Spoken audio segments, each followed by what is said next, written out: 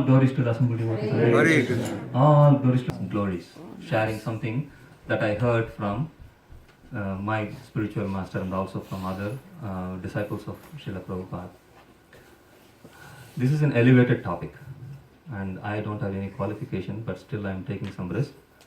So first of all, I would like to pray and also take the blessings of all the Vaishnavas, senior Vaishnavas who are here, all the Vaishnavas, so that I could speak something in a proper mood and properly.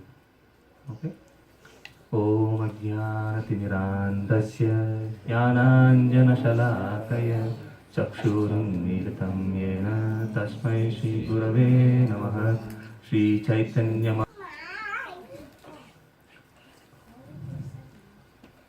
Who is Srimati Radharani? We have been hearing this for the past few days, and you are probably more familiar than me. Srimati Radharani is none other than Krishna. Krishna has 64 qualities, and Srimati Radharani also has 64 qualities. She is the expansion of the Haladini Shakti of Krishna.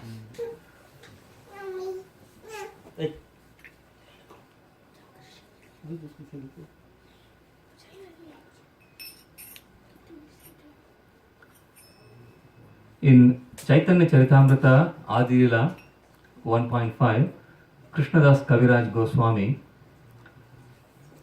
when explaining the appearance of Chaitanya Mahaprabhu, gives this verse, which is actually originally composed by Sarvabhauma Bhattacharya.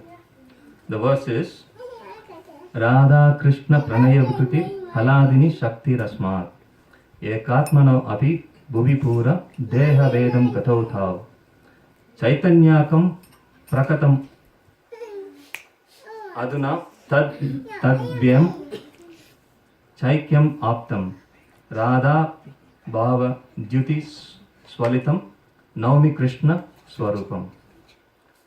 The translation of this is: the loving affairs of Sri Radha and Krishna are transcendental manifestations of the Lord's internal pleasure-giving potency.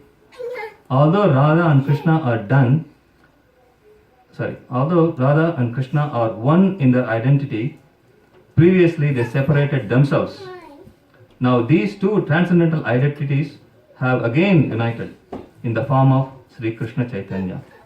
I bow down to him who has manifested himself with the sentiment and complexion of Srimati Radharani, although he is Krishna himself.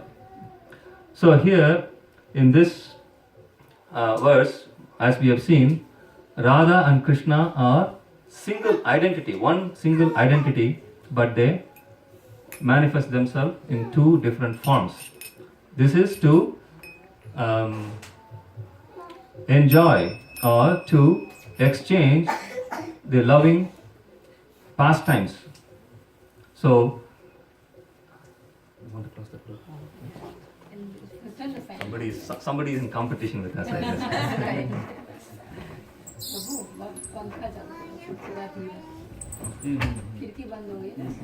think the heating is on too, right? Is it? No, okay. It's on. No,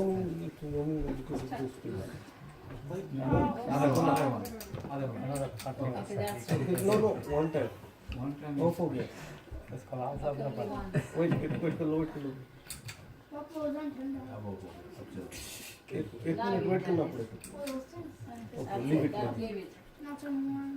So, Radha and Krishna are two forms but one single entity.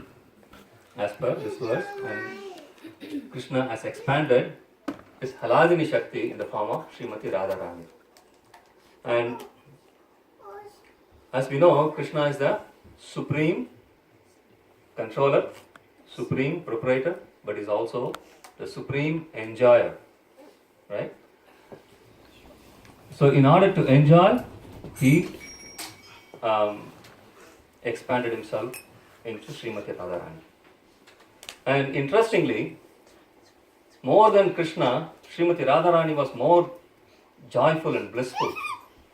And Krishna was very perplexed. How is that I expanded into Srimati Radharani, but still she is more joyful than me. I want to experience that joy that Srimati Radharani is experiencing. So that is why he appeared as Chaitanya Mahaprabhu in the mood of Srimati Radharani in order to experience that bliss of loving exchange. So I was also thinking about this when I was meditating upon this, like Krishna also expanded into multi-millions of living entities. And why? For the same reason, he wanted to enjoy. He created us in order to enjoy. But few of us, like us, we are sitting here and this material world especially, we thought differently. We wanted to enjoy ourselves foolishly. And that is why we fell to this material world. And in this material world, we are thinking that we are enjoying, but actually we are suffering.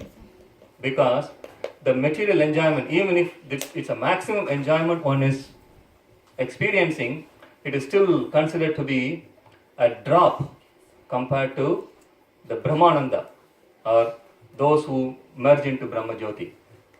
And that bliss which is in the Brahma Jyoti is still considered to be a drop, a fraction of a drop when compared to the bliss which one derive in devotional service, loving devotional service to Krishna.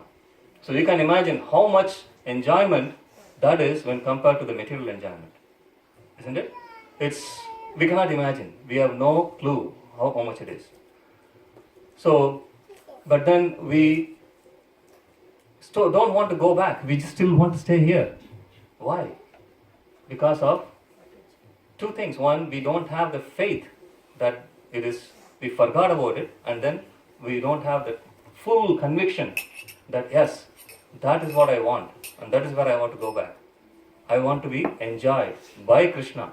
But then we didn't realize we want to enjoy ourselves.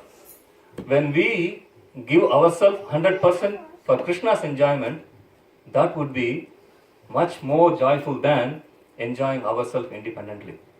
Just like Radharani was feeling more joyful than Krishna because she gave 100% to Krishna, isn't it?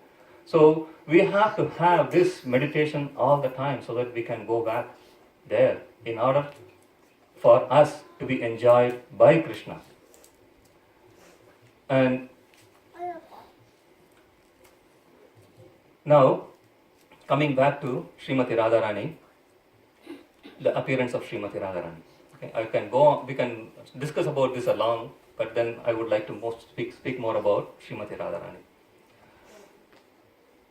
We all heard this last week in Narada Muni Prabhu's house, how she appeared from Radhika Mataji was giving. I'm just going to,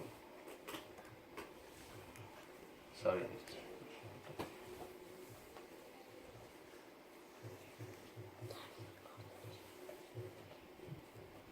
Srimati Radharani, so here it goes like this. Vrishabhanu is the king of Raval. When he was walking on the banks of Yamuna, he found a golden lotus. The lotus with 1,000 petals. And this golden lotus had a baby, which is a golden effulgent baby. Seeing that small effulgent baby, Rishabhanu picked up and then took it home because they didn't have any issues at that time. So they took it home and showed it to Mother Kirtida. They both were ecstatic, very happy. But there was one problem. This baby would not open her eyes, neither she would not speak anything, nor she would not respond to anything. In other words, she was blind, deaf and dumb. She was just like a doll with a closed eyes, right? So they were wondering what is happening, and they invited many Vaidyas, like doctors, to see what's going on, and nobody could figure out. But one day, Narada Muni came. Narada Muni is a very close associate confidential associate of Krishna. He knows Krishna already made his appearance in Gokul. So therefore he knows Radharani must be somewhere nearby, appeared somewhere nearby. So he was searching every house, asking, is there any newborn baby in this house? And they said, yes, we have a boy. No. Then he would move on. And somebody would bring a baby girl, and seeing that, no ecstasy. So, no, this is not the one. So finally, he arrived at the doorstep of Rishabhanu and Kirtida. And he asked. Then they brought the baby. And just seeing the baby, Narada Muni became very ecstatic. And immediately realized, or came to know that this is Srimati Radharani. And then he asked permission from Rishabhanu and Kirtida Maya to stay out. And when they went out, when he got some private time, he just paid his prostrated obeisances, fell flat on the floor and prostrated obeisances, and then offered some beautiful prayers to Srimati Radharani. And Radharani appeared as Kishori. Kishori form is what? Kishori means very young girl. And she gave her benediction to Narada Muni in the form of Kishori. And because he could not spend too much time there, it was time for the parents to come, so Radharani went back to her baby form. And Narada Muni understood, this is the time for me to leave.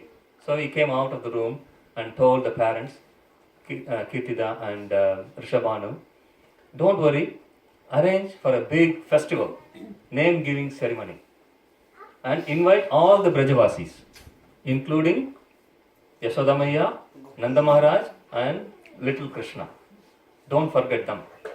So, the same thing happened. They arranged a big festival, and they invited all the Brajavasis and the family of Krishna.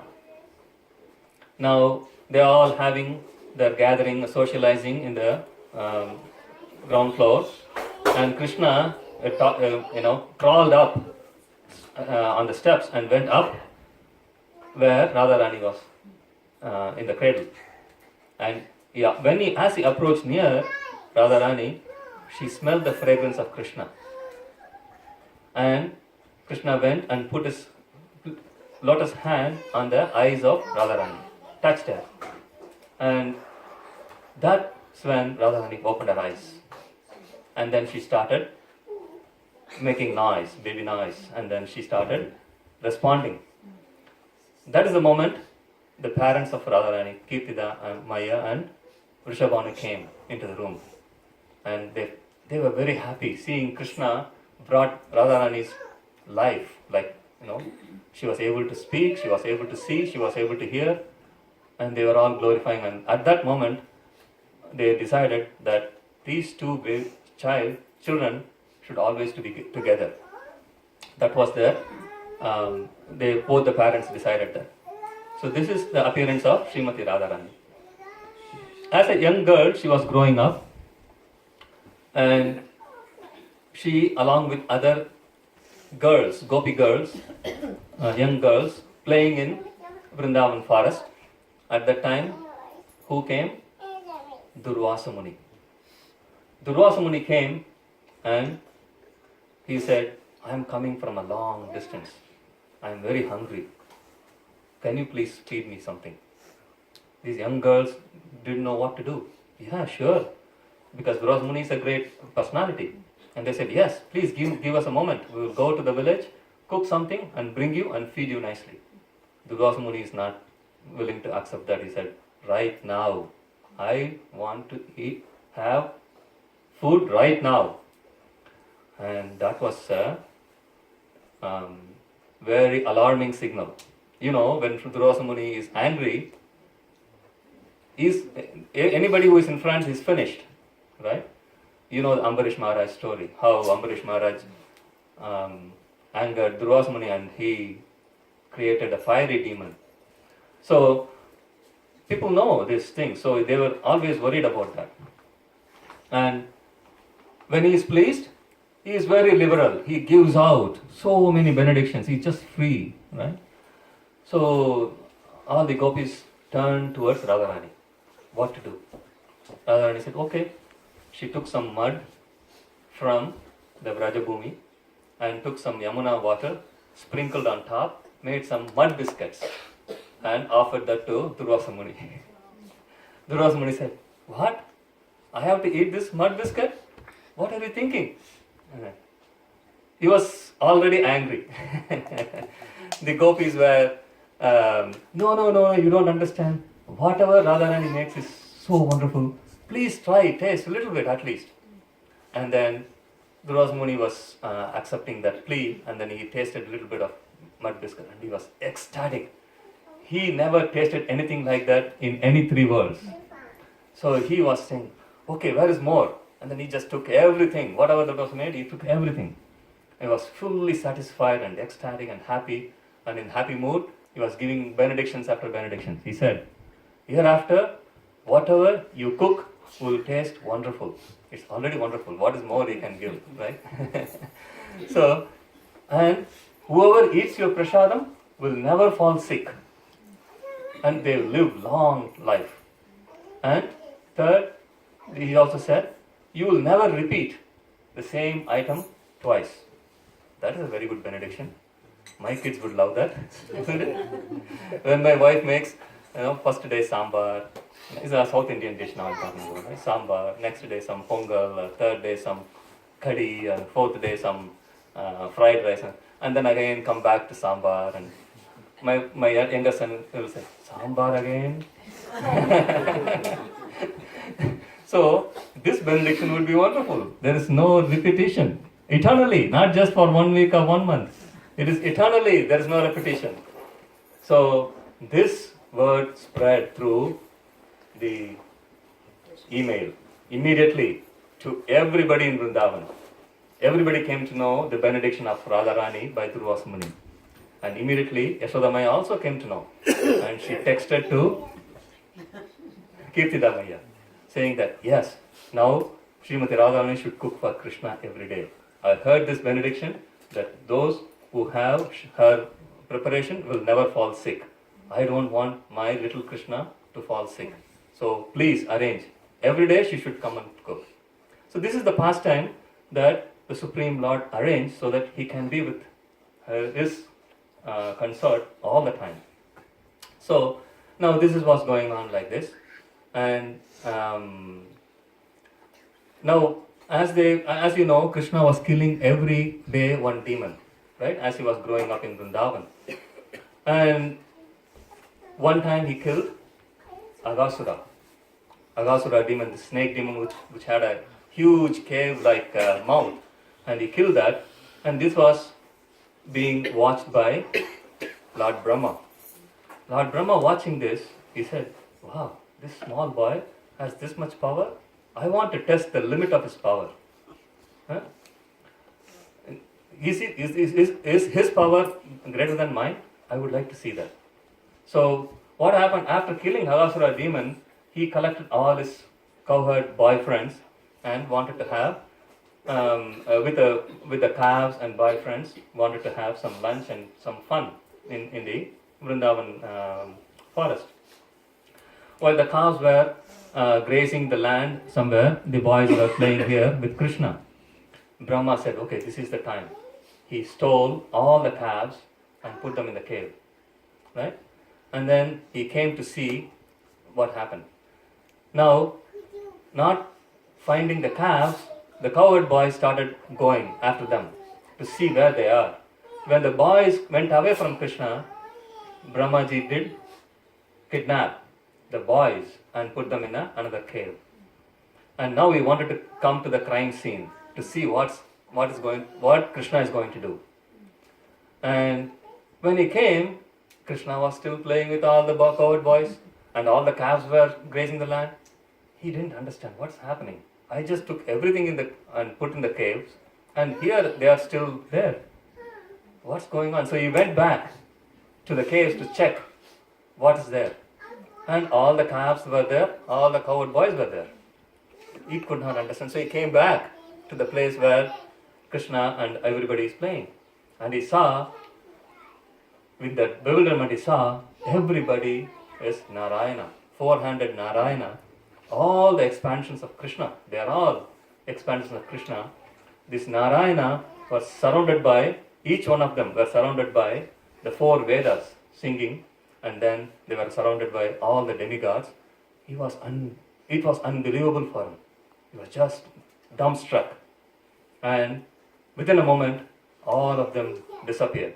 And Krishna standing alone under the tree with a hand extended with the yoga trice in his hand, smiling at Brahma. And Brahma was then realized, we are playing with somebody who is far superior than myself. He is the Supreme Personality of Godhead. So he gave some beautiful prayers to Krishna. And this Brahma's one moment of time when he went to the caves to check for the cowherd boys and came back, that's one moment of Brahma is actually 1 year in earthly realm, our Bhumi, right? So 1 year passed in our time. So in this 1 year, the calves go back to the mother cows. The cows were secreting a lot of milk. They were so happy because they are none other than Krishna himself. And the cowherd boys, when they went, the mothers were so joyful. All the mothers of the cowherd boys, they didn't know why. It's unknowing, like unexperienced before, and they were so happy, and they didn't know why it is. And the cowherd girls were also happy because they were also in the company of cowherd boys, who were all Krishna, right? And so the mothers of the boys and the girls came together and said, this seems to be a very auspicious moment. We should marry our girls and boys together. That's how the boys and girls married, and the Abhimanyu and Radharani got married. Right? Yeah. Abhimanyu, in that time, is none other than Krishna himself. Right? So Radharani and Abhimanyu got married that way. And this was arranged by Purnamasi, who is a Yogamaya. She arranged it to enhance the pastimes of the Supreme Lord and his consort. So, now after 1 year, everybody came back. So now this is actually to fulfill the desires of everybody. The cows wanted Krishna as the cows. They prayed, so Krishna expanded. So this is the occasion to fulfill all. Krishna achieved all the desires. The mothers wanted Krishna as the son. So that was fulfilled. The cowherd girls wanted Krishna as their husband. That is also fulfilled. So this is how Krishna achieved everything in one shot. Right? And then what happened, as they grow up, Abhimanyu, the real Abhimanyu came back. The real Abhimanyu is not real, actually is the expansion of Krishna also. They are also, everybody is Krishna's expansion. But in that Goloka Leela, the real Abhimanyu came back, and then he became the husband of Radharani. But then Abhimanyu could never touch even the shadow of Radharani. Because Radharani was always with Krishna, no matter what. She had a mother-in-law and daughter-in-law, mother-in-law and sister-in-law. Mother-in-law is Jatila and sister-in-law is Kutila. Very crooked name, right? They were always invigilating Radharani, that she should not be going away from Abhimanyu and meeting Krishna. They were always keeping their eyes open on her. In spite of that, they too, Krishna and Radharani, met in all possible ways, in a very beautiful ways. I will tell one pastime in that. One day, Radharani mentioned to her mother-in-law, Jatila, my dear mother-in-law, I want to go every day at 5 o'clock to take bath in Yamuna river. That was a month of Magh. It's a very auspicious month, but it's also very cold in Vrindavan. Very cold. And Jatila think, oh, that's good. Okay. She didn't, but the Kutila was very crooked, and she thought something is fishy in this. Why should she go at 5 o'clock in the morning and take bath all of a sudden now? And she expressed her suspicion to her mother. And mother said, okay, if you feel that, then you go and investigate. Right? So Kutila went the next day morning before 5 o'clock to Yashoda Maya's place. to see where Krishna is. And she was chatting with Yasodamaya and found out, Yasodamaya said, Krishna just left Yamuna to take bath. Immediately she knows, wow, no, I got it. I am going right away now. So she fled all the way to Yamuna river. She was going to different ghats. She couldn't find anybody. Finally, she came to Kesika. There, all the gopi girls were just having fun, and she was confronted by Tulsi Devi. Tulsi Devi said, "Where are you going?" And she said, "I'm going to go to the Kesi Ghat to see something." And Tulsi Devi said, "No. That's you cannot enter there. That is for demigods. The demigods come and take bath now. If you go there and offend them, you will be cursed for life. Don't go there." But she didn't want to listen to Tulsi Devi. She said, "No, I have to go." "Okay, then stand. I will go and get permission." So then Tulsi Devi goes to warn Krishna and Radha to Radharani too about the coming of Kutilla. When she went there, she saw Radharani and Krishna together. She just forgot herself because it's so beautiful to see them together. She didn't want to disturb them. But then she offered some praise and said, "Oh, I'm sorry to disturb. I didn't want to spoil this. But anyway, Kutilla is here. You have to do something. Otherwise, you will get caught."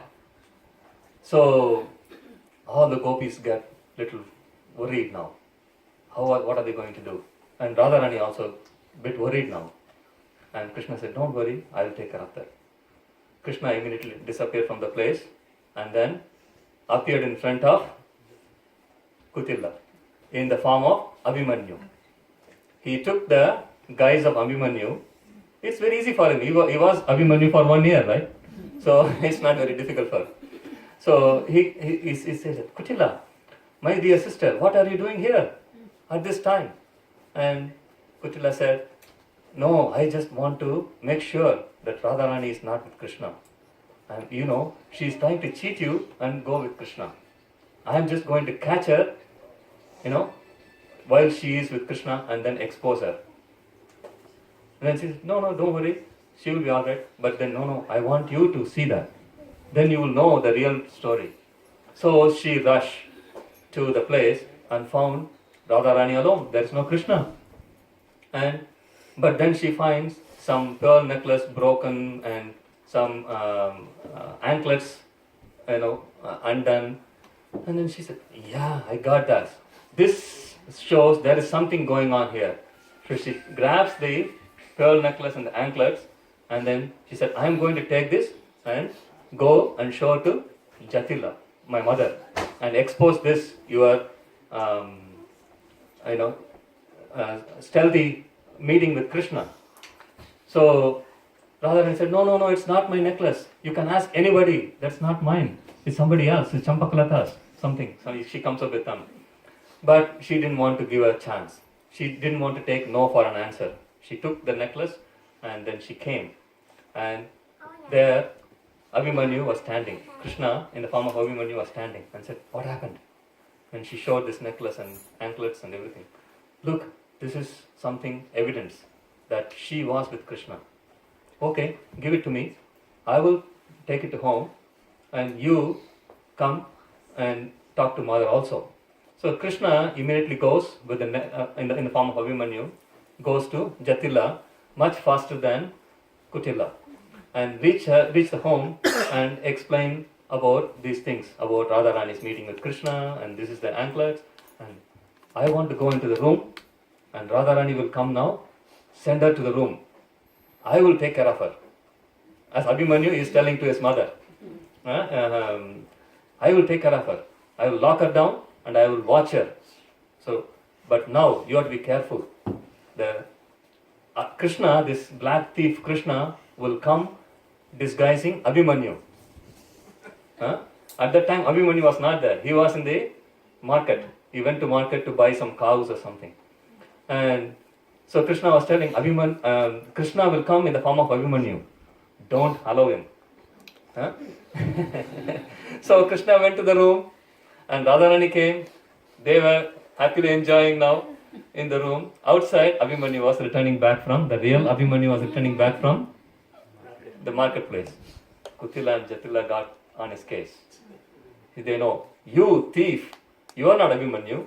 You are Krishna. The black thief Krishna, you are taking the form of Abhimanyu. They took the broomstick and mud ball and then beat him and then chased him out. And he was telling, what's happening to you, mom? My dear sister, I'm the real Abhimanyu, you are going crazy now. So this is how they have lots of fun. Krishna and Radharani have lots of fun. And this is how it's going on. All the time they were meeting with each other, doing some tricks and somehow or other. And there's a thrill in that between Radharani and Krishna. They had that lot of loving exchanges like that.